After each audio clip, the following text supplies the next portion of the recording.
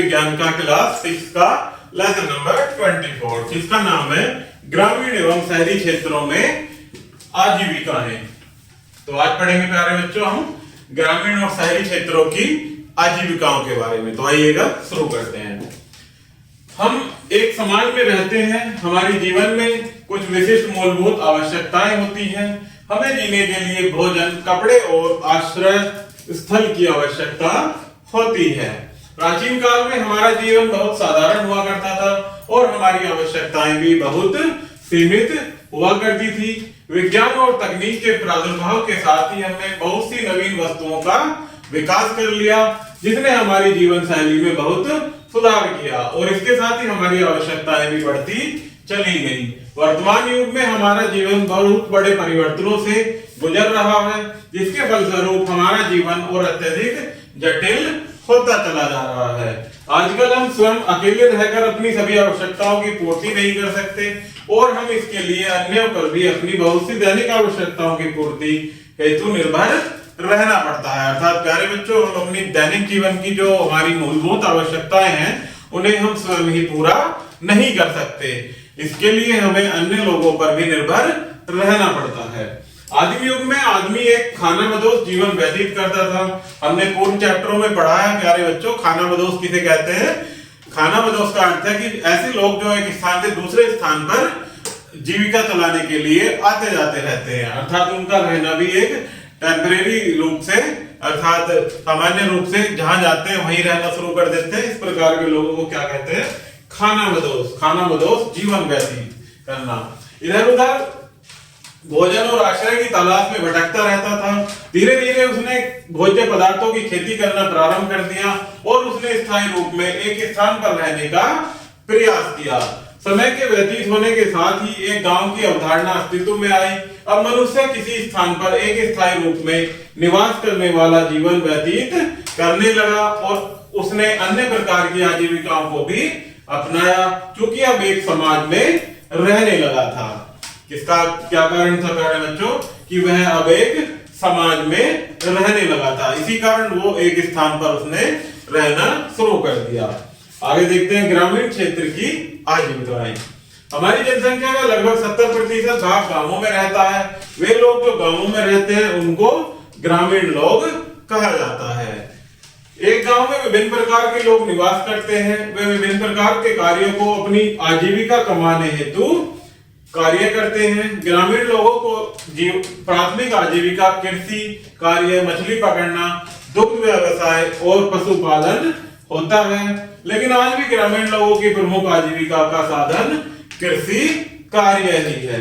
इस बात पर निर्भर होते हुए कि कितने बड़े भूभाग के स्वामी हैं, किसानों को निम्न प्रकार से समूहीकृत किया जाता है। अर्थात किसानों के पास, किसके पास कितनी अधिक जमीन है या कितनी कम है, उसके प्रकार से प्यारे बच्चों उनको विभाजित किया जाता है। उसमें कुछ होते हैं बड़े किसान जिनके पास अधिक भूमि है, और कुछ होते हैं मध्य दर्जे के किसान, कुछ छोटे तथा लघु किसान होते हैं, और कुछ भूमिहीन होते हैं जो कि खुद की भूमि ना होकर वो दूसरों की भूमि पर कार्य करते हैं। बड़े किसानों के पास साधारणतः बड़े क्षेत्र वाला भूभाग खेती के लिए होता है। वे कृषि कार्यों के लिए आधुनिक तरीकों के साधन जैसे उच्च क्षमता एवं गुणवत्ता वाले बीज, खादों और आधुनिक कृषि यंत्रों का प्रयोग करते हैं। उनके पास सिंचाई के लिए भी बेहतर व्यवस्था होती है। पर्याप्त मात्रा में फसल उत्पादित करने और उसके बड़े भाग की अपनी स्वयं की आवश्यकताओं को पूर्ण करने के पश्चात बाजार में विक्रय किया जाता है। ऐसे बड़े किसानों में बहुत से किसानों के पास आमदनी के अन्य साधन भी होते हैं, जैसे कृषि से संलग्न व्यवसाय इत्यादि। ये क्या होते हैं प्यारे बच्चों, कृषि से अलग कुछ आय के साधन। द्वितीय श्रेणी में मध्य दर्जे के किसान आते हैं। उनके पास भी स्वयं की भूमि होती है, लेकिन उसका आकार 2 से 5 एकड़ के बीच ही रहता है। वे स्वयं भी अपने परिवार के अन्य सदस्यों के साथ खेती में कार्य करते हैं और फसल बोते हैं। साधारणतः ऐसे किसान कृषि कार्य के पुराने तरीकों और यंत्रों का प्रयोग करते हैं। ऐसे किसान अपने परिवार का पूरा भरण पोषण करने के लिए मुश्किल से ही पर्याप्त मात्रा में फसल का उत्पादन कर पाते हैं। इस प्रकार की खेती को जीवन यापन करने के लिए खेती कहा जाता है। हमारे देश के लगभग 30% किसान इसी श्रेणी में आते हैं। तीसरे प्रकार के किसान छोटे अथवा लघु स्तर के किसान होते हैं। उनके द्वारा खेती से प्राप्त आय इतनी कम होती है कि उनको स्वयं भी एवं उनके परिवार के सदस्यों को कृषि मजदूरों के रूप में अथवा मध्यम दर्जे के किसानों के खेतों में कार्य करना पड़ता है। कभी कभी ऐसे किसानों को अपना गांव छोड़कर समीप के नगरों और शहरों में आजीविका कमाने के लिए जाना पड़ता है। अपने द्वारा किए गए कठिन कार्य के पश्चात भी उनको अपनी आजीविका कभी नगर और कभी कभी तो कुछ अन्य लाभ के रूप में प्राप्त होती है। भूमिहीन कहे जाने वाले किसानों की दशा सबसे अधिक सोचनीय होती है। उनके पास कहने के लिए तो कोई भूमि नहीं है और वे पूरी तरह से बड़े और मध्यम दर के किसानों पर अपने जीवन आधार हेतु निर्भर रहते हैं। अर्थात जिनके पास भूमि नहीं होती है प्यारे बच्चों, ऐसे किसान पूर्ण रूप से किस पर निर्भर होते हैं? मध्यम वर्ग के और उच्च वर्ग के किसानों के ऊपर ही निर्भर होते हैं।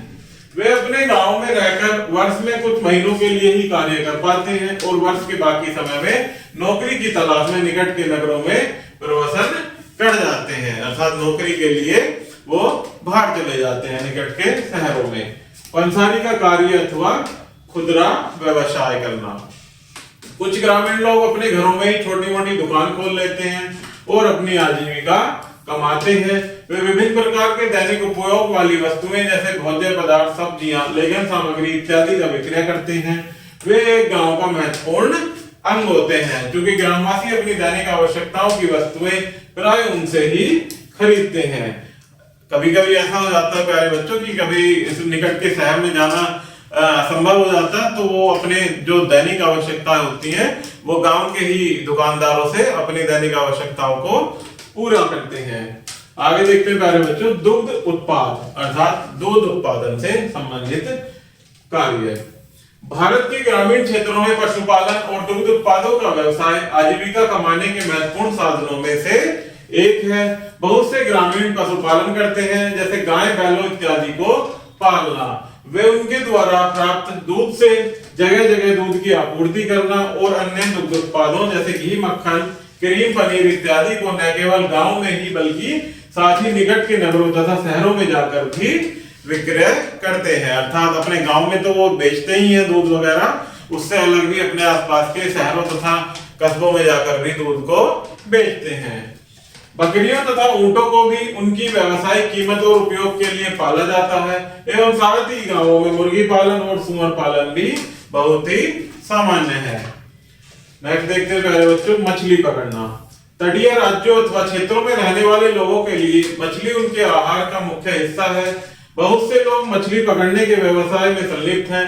वे मछलियों को समुद्र से पकड़ते हैं और उनको गांवों, नगरों तथा शहरों में बेचते हैं। कुछ किस्म की मछलियां तो विदेश तक को निर्यात की जाती हैं, जो इस व्यवसाय का बड़ा लाभप्रद होना बनता है। मछलियों को गांव के तालाबों और मत्स्य पालन केंद्रों में भी पाला जाता है। नेक्स्ट देखते हैं प्यारे बच्चों, पढ़ाई के का कार्य। एक ग्रामीण को जीविका चलाने दिलवाने में बढ़ई का कार्य भी बहुत महत्वपूर्ण भूमिका निभाता है। बढ़ई लोग लकड़ी का सामान जैसे दरवाजे, खिड़कियां, कुर्सियां, मेज इत्यादि अन्य ग्रामीण वासियों के लिए बनाते हैं। वे इस सामान को गांव के मेलों और समीपवर्ती नगरों में तथा शहरों में जाकर भी बेचते हैं। नेक्स्ट है प्यारे बच्चों, लुहार का कार्य। साधारणतः प्रत्येक गांव में एक लुहार परिवार पाया जाता है। ये लोग किसानों के लिए औजार तथा अन्य कृषि यंत्रों को बनाते हैं। कभी कभी ये लोग अपने लिए कार्य एक सहायक को भी रख लेते हैं, लेकिन अधिकांशतः उनके परिवार के सदस्य ही उनके कार्यों में सहायता करते हैं। आगे देखते हैं प्यारे बच्चों, एक अन्य प्रकार की आजीविकाएं। उपरोक्त दी गई आजीविकाओं के साथ ही ग्रामीण क्षेत्रों में कुछ अन्य आजीविकाएं जैसे कढ़ाई, कुम्हारी, नाई, मोची, बुनकारी तथा दर्जीगिरी आदि आजीविकाएं होती हैं, जिनके द्वारा ग्रामीण इन आजीविकाओं को अपनाकर जीवन यापन कर सकते हैं। इस प्रकार की आजीविका करने वाले लोग भी ग्रामीण समाज का एक महत्वपूर्ण अंग होते हैं।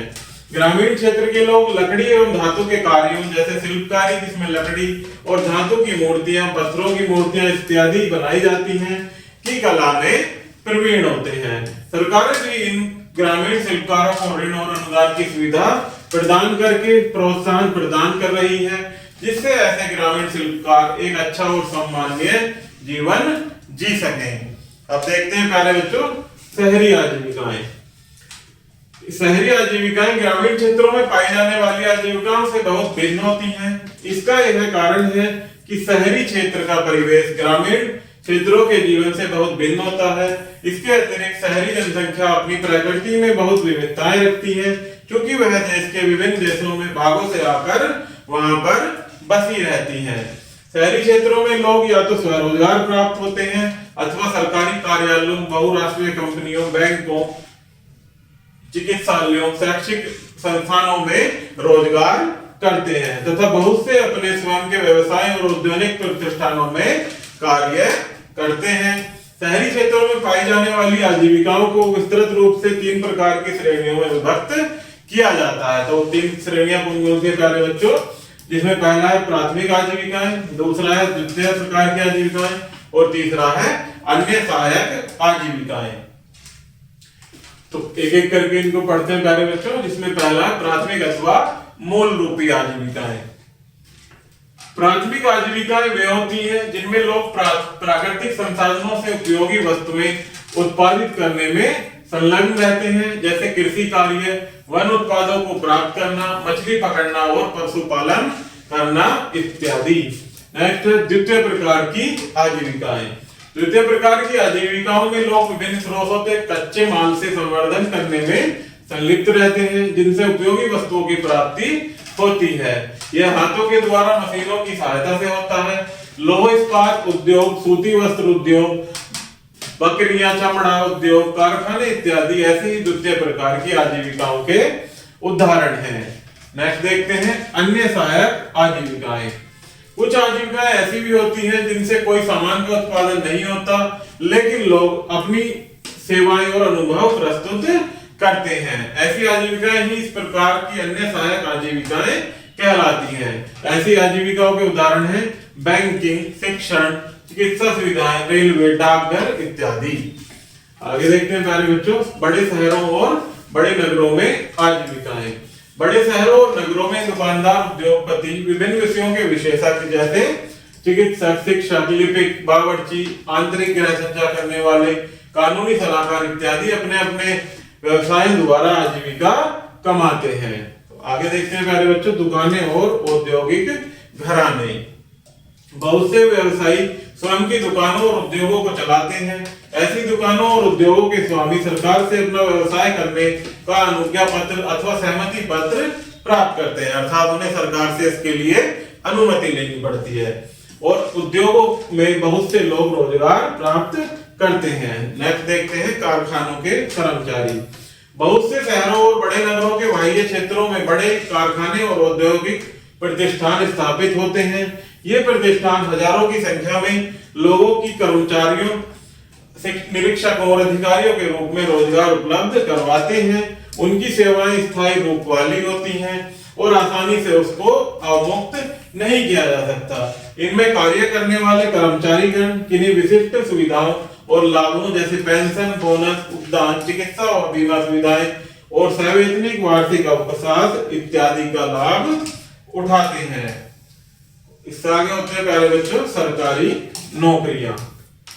एक बड़ी संख्या में लोग सरकारी नौकरियों में लगे हुए हैं। ये लोग प्रशासन के दैनिक कार्यों के क्रियान्वयन में सहायता प्रदान करते हैं। इसमें केंद्रीय सरकार के कर्मचारियों की नियुक्ति या संघ लोक सेवा आयोग यूपीएससी द्वारा होती है अथवा अन्य केंद्रीय प्राधिकरणों द्वारा नियुक्ति होती है। राज्यों में राज्य का लोक सेवा आयोग विभिन्न प्रकार की परीक्षाओं का समय समय पर राज्य सरकार के कर्मचारियों की नियुक्ति के लिए आयोजन करता है। ये भी एक स्थायी कार्यकाल वाले कर्मचारी होते हैं और इनको सभी सुविधाएं जैसे सरकारी आवास, अर्जित अवकाश, चिकित्सा और बीमा सुविधाएं, पेंशन और ग्रेच्युटी अर्थात उपादान आदि की प्राप्त करने का अधिकार होता है।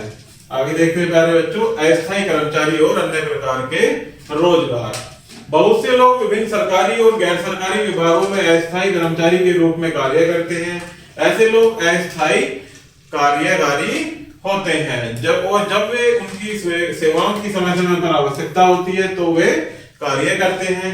उनके पास नौकरी से संबंधित कोई सुरक्षा नहीं होती और उनकी सेवाएं उनके नियोक्ता की इच्छा पर कभी भी समाप्त की जा सकती हैं। शहरों में ऐसे भी लोग होते हैं जो घरेलू नौकर, रिक्शा चालक, ऑटो चालक और ट्रक चालक इत्यादि कार्यों को करते हैं। कॉल सेंटर, बड़े शहरों में कॉल सेंटर बड़ी तेजी से खुलते जा रहे हैं। विभिन्न कंपनियां सारी दुनिया में अपने ग्राहकों और उपभोक्ताओं की समस्याओं के निवारण को उनके अपने नवीन उत्पादों एवं सेवाओं के बारे में जानकारी उपलब्ध कराने के लिए बड़े शहरों और नगरों में अपने कॉल सेंटर खोल रही है। कॉल सेंटर बड़ी प्रकार से कंप्यूटरों और दूरसंचार के साधनों से सुसज्जित होते हैं और ये भारतीय विदेशी कंपनियों से जुड़े रहते हैं। इन कॉल सेंटरों में अच्छे कार्य करने वाले लोगों को स्थानीय अंग्रेजी एवं अन्य विदेशी भाषाओं का अच्छा ज्ञान होना चाहिए। आगे देखते हैं प्यारे बच्चों, प्रवसन करना।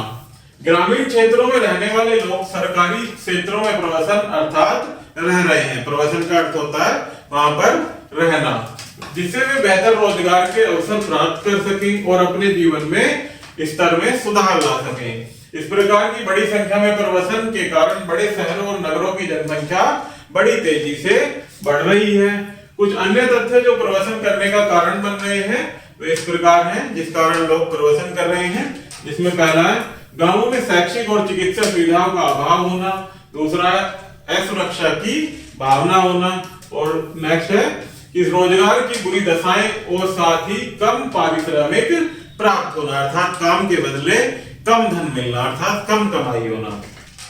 लेकिन इस प्रवसन होने के कुछ विशिष्ट प्रकार के लाभ भी हैं। इन प्रवासी लोगों के द्वारा अपने अपने गांवों में रह रहे परिवारों को पैसा भेजा जाता है, क्योंकि शहर में रहने वाले लोग पैसा कमाते हैं, वहां पर व्यवसाय करते हैं और अपने गांव के पारिवारिक लोगों को पैसा भेजते हैं। ये लोग साथ ही नगरों और शहरों में रह रहे लोगों के लिए भी उनके व्यवसाय को बढ़ाने और चलाने में सहायक होते हैं, जिसके फलस्वरूप वे अपनी उत्पादन क्षमता में बढ़ोतरी कर सकते हैं। तो प्यारे बच्चों, इस प्रकार से हमारा ये लेसन यही समाप्त होता है। आशा करता हूं कि आपको यह वीडियो जरूर पसंद आई होगी। तो चैनल को लाइक एंड सब्सक्राइब जरूर कीजिएगा। धन्यवाद।